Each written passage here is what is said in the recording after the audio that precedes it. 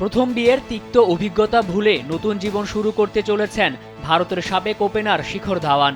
আগেই বাগদান সম্পূর্ণ করেছেন, এবার শুরু হয়ে গেল বিয়ের আনুষ্ঠানিকতা। সঙ্গীত অনুষ্ঠানের ছবি শেয়ার করে ভক্তদের উদ্দেশ্যে শিখর লেখেন, সঙ্গীত নাইট অলমোস্ট দ্য ধাওয়ান্স। কিন্তু অনেকের মনে জেগেছে প্রশ্ন, ধাওয়ানের জীবনে নতুন বসন্ত হয়ে আসা কে এই সুন্দরী, কি তার পরিচয়?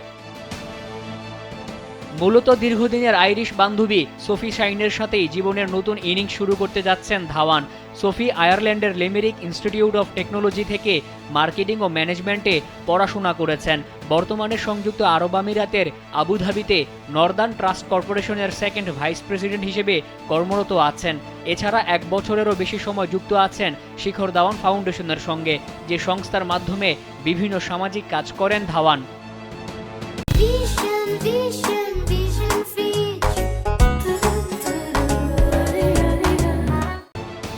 2023 সালে সংযুক্ত আরব আমিরাতের দুবাইয়ে ধাওয়ানের সঙ্গে পরিচয় হয় শাইনের।